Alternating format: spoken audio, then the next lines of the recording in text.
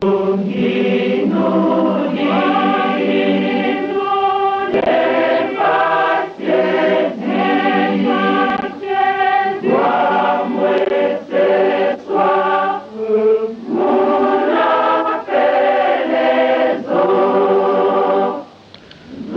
les images, nous voyons la prison de Kastombo où le prophète Simon Kimbangu a séjourné 30 années durant. Et là, c'était la petite cellule de la prison de Kastombo. Et c'est après que vous verrez comment est-ce que le corps du prophète a été exhumé. Le prophète Simon Kimbangu, pour qui nous commémorons ce dimanche, puisque c'était le 12 octobre, c'était le mardi, le 31e anniversaire de sa mort odieuse, survenue en 1951 dans sa cellule de prisonnier à Lubumbashi, est né le 12 septembre 1887 en Kamba, dans la sous-région des Cataractes, région du Bas-Zaïre, de papa Kouyela et de maman Louézi.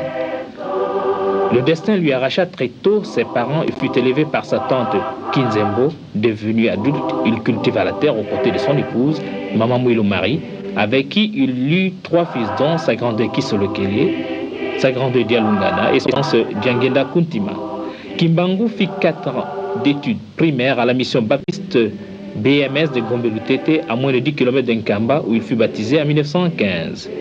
Chrétien modèle, les missionnaires protestants n'hésiteront pas à le nommer catéchiste dans son village.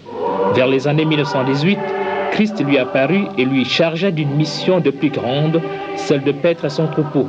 Simon répliqua en disant qu'il n'était pas assez savant pour remplir cette besogne qui relevait des droits aux pasteurs et aux gens plus instruits.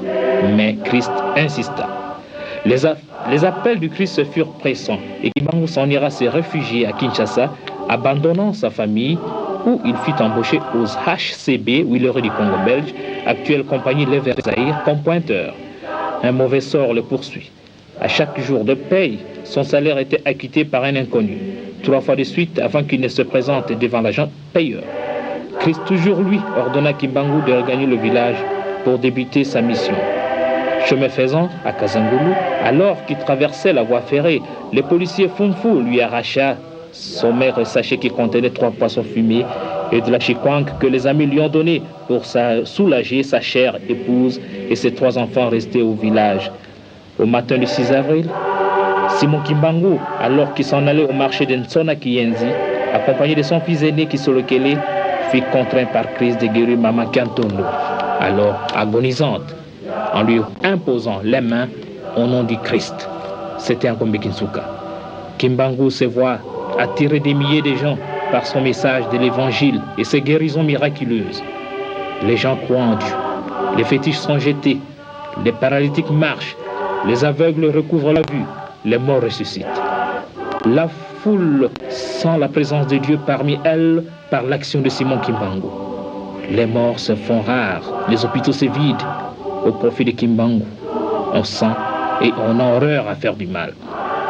Ceci se passe au vu même des missionnaires et de l'administrateur Morel qui est descendu en Kamba le 11 mai 1921 pour mener l'enquête. C'est suite aux plaintes des missionnaires qui l'accuseront froidement d'incitation à la révolte et des xénophobes.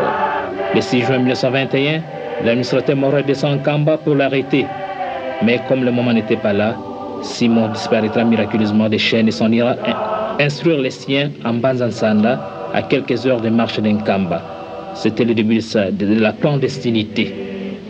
Sentant son heure venue, Simon, suivi d'une foule nombreuse, regagnera triomphalement son village d'Nkamba dévasté et incendié par les soldats.